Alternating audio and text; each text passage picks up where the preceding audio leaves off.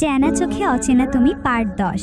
প্রিয় দর্শক, আগের পর্ব থেকে অতীতের ঘটনা শুরু হয়েছে, যার জন্য আপনাদের মধ্যে কনফিউশন থাকতে পারে।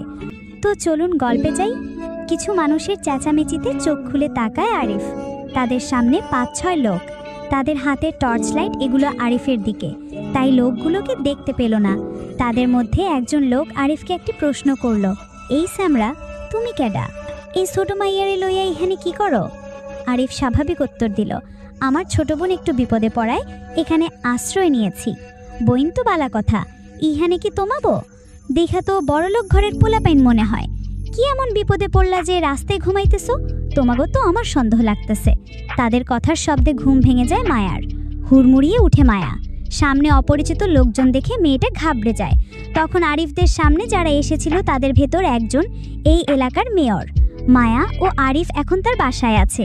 মায়াকে আলাদা করে জিজ্ঞাসাবাদ করা হয়েছে। আরিফ তার কি হয়? অপরিচিত লোক দেখে মায়া ভীতু হয়। ভয়ে কোনো প্রশ্নের জবাব দিতে পারেনি। এখন মেয়রের লোক গিয়েছে খানবাড়িতে আরিফের খোঁজ নিতে। আরিফ আসলেই খানবাড়ির ছেলে কিনা তা জানতে মেয়রের লোক এসে জানালো আতিক খান অস্বীকার করেছেন তার কোনো ছেলে নেই। যে ছিল সে নাকি মারা গিয়েছে। আরিফ মেয়রের বাড়ির একটি রুমে বন্দি ছিল। মেয়র সে ঘরে আসলেন। এই ছ্যামরা, তুমি না কইলা আতিক খান তোমার বাপ? হ্যাঁ, তো মানা করলো তার নাকি কোনো পোলা নাই। মিশা কথা কইলা কেন তুমি? আরিফ দীর্ঘশ্বাস ছেড়ে বলে, আতিক খান সত্যিই আমার বাবা। ওনার সাথে আমার মন মালিন্য হয়েছে, তাই এমন বলেছেন হয়তো। আজারে বাপ কইতাছে, হ্যাঁ তো মানা করলো। তোমার কাছে কোনো প্রমাণ আছে আতিক খান তোমার বাপ? আরিফ একটু ভেবে উত্তর দেয়, আপনাদের বাসায় ফোন আছে? হ্যাঁ আছে। আপনার ফোনটা দেন, আমি আব্বুকে ফোন দিয়ে আপনার সাথে কথা বলিয়ে দিচ্ছি। মেয়র সাহেব মনে মনে কিছু ভাবলেন, বোঝা গেল। খানিক বাদে নিজের মুঠো ফোনটি এনে দিলেন আরিফকে। নাও ফোন করো। আরিফ মেয়র সাহেবের কাছ থেকে বাটন ফোনটি নিয়ে ফোন লাগলো আতিক সাহেবকে। প্রথম 2 বার ফোন ধরলেন না, তৃতীয়বারের বার ফোন ধরলেন। আরিফ, হ্যালো আব্বু, আমি আরিফ। ফোন রাখো, তোমার সাথে আমার কথা বলার ইচ্ছে নেই। হ্যালো আব্বু। হ্যালো, ফোন রেখো না, মায়া আমার সাথে আছে। আমরা দুজন এক জায়গায় ফেসে গিয়েছি। মায়া তোমার কাছে মানে? আমরা মায়াকে খুঁজতে খুঁজতে পাগল হয়ে গিয়েছি। মায়া তোমার সাথে কি করে? ওসব পর বলছি, তুমি আগে মেয়র চাচার সাথে কথা বলো। বলেই মেয়র সাহেবের দিকে ফোন এগিয়ে দিল আরিফ। মেয়র সাহেব, সালাম খান সাহেব, গলা হইনা চিনতে পারছেন? ফোনের ওপাশে আতিক খানের গম্ভীর গলা শোনা গেলে, জি চিনতে পেরেছি। মেয়র সাহেব যখন থেকে জানতে পেরেছেন আরিফ আতিক খানের ছেলে, তখন থেকেই তার ব্যবহার বদলে গিয়েছে। কেমন রূঢ় ব্যবহার করছেন, কথায় কথায় চিল্লাপাল্লা করছেন। ফজরের নামাজের পর বিচার ডেকেছেন পুরো এলাকায়, সকলের সামনে নাকি বিচার হবে। আরিফ বুঝতে না কিসের বিচার, যখন তারা কোনো অপরাধই করেনি। মেয়র ও আতিক খান পুরনো দুশ্মন।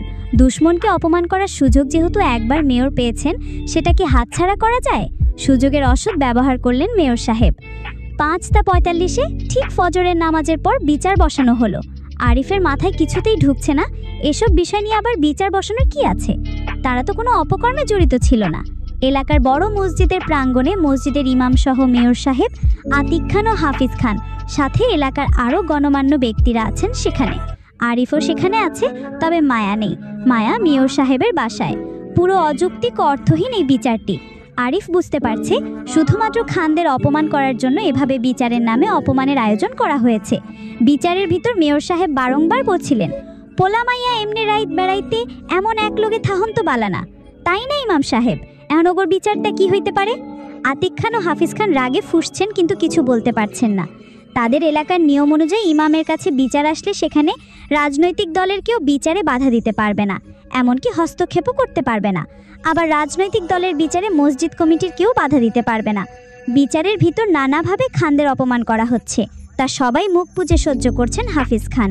কিছু করার নেই তার। এত বছরের সম্মানের দেয়াল মেয়রের একটি একটি কথার পাথরের নিক্ষেপে তা ভেঙে যাচ্ছে। চোখ বুজে সব সহ্য করছেন তিনি। মেয়র সাহেবের জবাবে ইমাম সাহেব বলেন, পোলা আর মাইয়ারে এমনি রাইত বেড়াইতে এমন এক লগে থাহন তো বালানা, তাই না ইমাম সাহেব? এখন ওগর বিচারটা কি হইতে পারে? আরিফ সবার মাঝে চেঁচিয়ে উঠছে ইমাম সাহেবকে, এই ইমাম সাহেব, এটা আপনার কেমন বিচার? আপনারা কি আমাদের আপত্তিকর কোনো অবস্থা পেয়েছেন? না তো, যেখানে বিচার বসানো অন্যায্য সেখানে শাস্তির কথা কিভাবে বলেন? আপনি না ইমাম, আপনার বিবেককে বাধা দিচ্ছ অন্যায্য বিচার করতে? আরিফের কথায় গর্জে উঠলেন ইমাম সাহেব। এই পুলা, তুমি আমার থেকে বেশি হাদিস কোরআন জানো? বড়দের সাথে কেমন ব্যবহার করতে হয় শেখায়নি তোমায় খান পরিবার? বেয়াদ্দব ছেলে কোথাকার। এই ছেলের বিচার আমি করব না, একে নিয়ে যাও এখান থেকে। আতিক সাহেব চোখ বন্ধ করে দাঁতে দাঁত পিষে আরিফকে বললেন, আরিফ চুপচাপ বসো, উনি যা বলবেন তাই হবে। কিন্তু আব্বু, চুপচাপ বসো। আজ শুক্রবার, বিচারের সিদ্ধান্ত নেওয়া হয়েছে।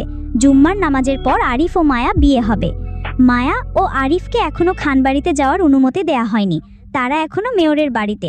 খানবাড়ির সকলে যখন এই ঘটনা জানতে পেরেছেন, স্তব্ধ হয়ে গেছেন তারা। ইমাম সাহেব এমন বিচার কিভাবে করলেন? ইমাম বিচারের জন্য মোটা অঙ্কের টাকা খেয়েছেন, তা বিচারের ধরনে স্পষ্ট। আয়েশা বেগম যখন এই ঘটনা জানতে পেরেছেন, মরা কান্না জুড়ে বসেছেন তিনি। নিজের এইটুকু মেয়ের বিয়ে কিছুতেই দিতে রাজি হন না তিনি। বারবার স্বামীর কাছে আবদার করতে থাকেন তার মেয়েকে ফিরিয়ে আনতে। কিন্তু এখানে যে আতিফ খানের কিছু করার নেই। পরিবারের লোকের সাথেও মায়াকে দেখা করার সুযোগ দেওয়া হচ্ছে না। খান পরিবার এসব সহ্য করা ছাড়া আর কোনো কিছু করার সুযোগ নেই। সবাই সব কিছু মুখ বুজে সহ্য করছেন। আরিফের কবুল বলা শেষ, কিন্তু মায়া কিছুতেই কবুল বলছে না। কাজী সাহেব নানাভাবে মায়াকে কবুল বলতে বলছেন, কিন্তু মায়া বলছে না। কাজী সাহেব, মা বলো কবুল। মায়া মুখ ফুলিয়ে বলে, না বলবে না। কেন কইবা না? আমি জানি কবুল বললে বিয়ে হয়ে যায়। এখানে তো তোমার বিয়ে হইতেছে মা, কবুলটা কও। আমি আপনার মতো বুড়ো লোককে কেন বিয়ে করতে যাব? বলে আবার মুখ ফুলায়। মায়া কাজী সাহেব সহ উপস্থিত মেয়র সাহেব ও তার স্ত্রী হালকা হাসলেন। মেয়েটা মনে করছেন কাজী সাহেবের সাথে তার বিয়ে। কাজী সাহেব বুঝিয়ে বললেন, মা আমি তোমার জামাই না, তোমার জামাই অন্য একজন। এখন কবুল কও। কই জামাইকে আগে দেখি। তুমি কবুল বলো, আমি তোমার জামাইকে লইয়া আইতেছি। না, আগে নিয়ে আসুন। মায়া না মানছে না দেখে আরিফকে আনা হয় সেই ঘরে। আরিফকে দেখে আরও বেঁকে বসে মায়া। মায়া, এটা আমার ভাইয়া, তোমরা আগে আমার জামাইকে নিয়ে আসো, তারপর আমি কবুল বলবো। আরিফ দাঁতে দাঁত পিষে ফিসফিস করে বলে, কোত্তার বাচ্চা, আমি তোর জামাই, কবুল বল তাড়াতাড়ি। না, আমি বলবো না কবুল। 1 মিনিটের ভেতর যদি কবুল না বলছিস, চুল ধরে উঁচা করে একটা লাথি মেরে ময়লা ড্রামে ফেলে দিয়ে আসবো। আরিফের আমার নামকে কাদো কাদো মুখ করে ফেলে মায়া। মায়া অশ্রু চোখে কাজী সাহেবের দিকে তাকিয়ে বলে, কবুল। কাজী সাহেব, আরেকবার কও কবুল। আবার কও কবুল। তোমরা আবার 3 বার কবুল বইল না, পরে দেখা যাবে তোমাদের আরিফের সাথে বিয়ে হয়ে গেছে। সকলের অবস্থান তখন খানবাড়িতে। খানবাড়ি রীতিমতো যুদ্ধক্ষেত্রে পরিণত হয়েছে। আরিফ সদর ঘরের ঠাই দাঁড়িয়ে আছে, আর যে যে যার যার মতো কথা শুনি একটা করে থাপ্পড় দিচ্ছে তার গালে। প্রতিবাদে আরিফ কিছু বলেনি, বলার মতো কিছু নেই তার কাছে। অপরদিকে হাফিজ সাহেবের বাড়িতে এসে সেন্সলেস হয়ে পড়ে তিনি। পরবর্তীতে ডাক্তার এসে তাকে স্যালাইন দিয়ে যান। এত মানুষের সামনে এভাবে অপমান হওয়া সে মেনে নিতে পারছে না। এখানে আরও একটা চ্যাপ্টার আছে, ওটা আপাতত বাদ দেওয়া হলো, অন্য কোনো পর্বে সেটা পাবেন। অতীতের স্মৃতিচারণ করতে গিয়ে মায়া হারিয়ে গিয়েছিল অতীতের এক মহা গহ্বরে। নিজের ভাবনায় হারিয়ে থাকা মায়ের দিকে আরিফ অনেকটা সময় তাকিয়ে রইল মুগ্ধ নয়নে। নিজের ভাবনার মাঝেই তা হয়তো খেয়াল করল না মায়া। এবার যে মায়ের ভাবনার সমাপ্তি ঘটাতে হবে। আরিফ চেয়েছিল আরেকটু সময় মুগ্ধ নয়নে মায়াকে আরেকটু গিলতে, তবে অনেকটা সময় পার হয়ে গিয়েছে। আরিফ না চাইতে নিজের বাম হাত মায়ের চোখের সামনে নাড়ালো। হ্যালো মিসেস খান। আরিফ হঠাৎ হাত ঘোরানোর জন্য ধরপড়িয়ে উঠে মায়া, আমাকে নিয়ে ভাবছিলি নিশ্চয়ই? হ্যাঁ না হ্যাঁ, হ্যাঁ না কি না, কোনটা? কোনোটাই না। আরিফ আবার কিছু বলতে উদ্যোগ নিলে তার আগে মায়া প্রশ্ন করে, আচ্ছা আপনি কি এমন করেন যে আপনার বাসায় এতগুলো বডিগার্ড থাকে? সাধারণ মানুষের বাসায় তো এত বডিগার্ড থাকে না। যারা আন্ডারওয়ার্ল্ডের বা সরকারি উচ্চ কর্মকর্তা সাধারণত তাদেরই এমন বডিগার্ড থাকে, কিন্তু আপনি তো এই দুটোটার একটাও না।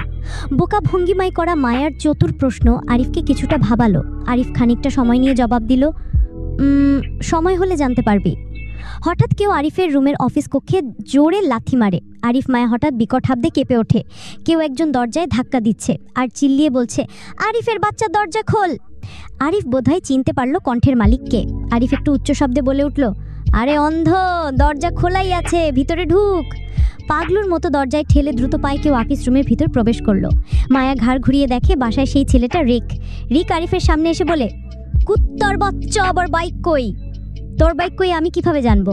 তুই আমার বাইকের সাথে কি করছস? আমাদের বাসার পিছনের ওই ফরেস্টটাতে নিয়ে জ্বালিয়ে দিয়েছি। আরিফের বাচ্চা, তোর আজকে খবর আছে। কয়টার খবর ভাই? আমাকেও বলেন, আমিও দেখব। আমার খবর? আচ্ছা কোন চ্যানেলে দেখাবে? রিক, পুরো নাম রিক জেসেন। মা বাবা ভাই বোন বলতে কেউ নেই তার, সম্পূর্ণভাবে এতিম। বাবা ছিলেন আমেরিকান, মা ছিলেন বাংলাদেশি। রিকের বাবা রিকের যখন 5 বছর বয়স তখন তার মাকে ছেড়ে চলে যায়, বিয়ে করে অন্য নারীকে। যদিও রিকের বাবা ও মায়ের লাভ ম্যারেজ ছিল, বিয়ের 6 বছরের মাথায় রিকের মায়ের উপর থেকে মোহ কেটে যায় রিকের বাবার। অন্য নারী রূপে আটকে যান তিনি, ছেড়ে চলে যান রিকের মাকে। রিকের মা বহু কষ্টে আমেরিকায় কাজ করে পুষে বড় করেছে রিককে। রিকের যখন 12 বছর বয়স তখন তার মাও মারা যায় বলতে সুইসাইড করেন। আরিফ ও রিকের দেখা কিছুটা অপ্রত্যাশিতভাবে, আবার কিছুটা পরিকল্পিতভাবে। সেন্ট্রামিনিতে আজ মায়া 4র্থ দিন। আরিফের বাসার নাম সেন্ট্রামিনি ছিল। দেখতে দেখতে পার হয়ে গেছে 4টা দিন। আরিফের বাসার পরিবেশ সম্পর্কে বেশ ধারণা হয়েছে মায়ার। সেন্ট্রামিনি রিক ও আরিফের নামে, বেশ ভালো বন্ধু, বলতে গেলে ভাইয়ের মতো। তাদের পার্সোনালিটি কিছুটা এক, আবার অনেকটা ভিন্ন। একে অপরের সাথে লেগে থাকে সারাদিন, আবার একে অপরের জন্য জান দিতেও প্রস্তুত। দুজনেরই পছন্দের প্রাণী বিড়াল। বাসায় ব্রাউন ও ব্ল্যাক কালারের মিক্স একটি বিড়াল আছে, নাম পিকু। রিক ও আরিফের বেশ আদুরে। ডাইনিং টেবিলে বসে খাবার খাচ্ছিল মায়া, আরিফ ও রিক। রিকের অভ্যাস ফোন ঘাঁটবে আর খাবে, অভ্যাস মাফিক ফোন ঘাঁটছে আর খাচ্ছে। ফোন স্ক্রল করতে করতে কোনো কিছু তার সামনে আসলে সে ফোন আরিফের দিকে ধরে বলে, কুত্তার বচ্চা, এটা তুই করছস। আরিফ মুখের খাবারটুকু গিলে উত্তর দেয়, কেন, কোনো প্রবলেম? রিক বিরক্তিবোধ নিয়ে বলে, ফাক আরিফ, সবসময় বলদের মতো কাজ করস কেন? ফাক ব্রো। রিকের কথা তেমন কিছুই মনে হলো না আরিফের। আরিফ স্বাভাবিক ভঙ্গিমায় বলো, fuck you too bro. Fuck you মানে কি? মায়ের এমন প্রশ্নে আরিফ ও রিকের গলায় খাবার আটকে যাওয়ার উপক্রম হয়। আরিফের বোধহয় গলায় খাবার আটকে গেছে। আরিফ কাশতে থাকে আর এক হাতে মাথায় হাত দিতে থাকে। মায়া দুজনের দিকে বোকাচোখে তাকিয়ে থাকে। তার ভঙ্গিমা এমন, সে কি এমন বলেছে যে আরিফ ও রিকের এই অবস্থা? আরিফ অনেক কষ্টে নিজের কাশি থামিয়ে রিককে উদ্দেশ্য করে বলেন ভাই সাহেব, ফাক ইউ মানে কি? রিক মায়ের দিকে তাকিয়ে থাকে, মায়াও তার দিকে বোকাচোখে চেয়ে থাকে। রিক এখন এই মেয়ের এমন প্রশ্নের জবাব কিভাবে দেয়? এইটার মানে কি আদৌ বলা সম্ভব কারো পক্ষে? তবুও কিছুটা সময় নিয়ে রিক গলা পরিষ্কার করে বলে, ফাক ইউ মানে হলো ফাঁকা জায়গা বা জায়গা চাওয়া বা দূরে যেতে বলা। আমরা বলি না দূরে যাও, এটার মানে ফাক ইউ।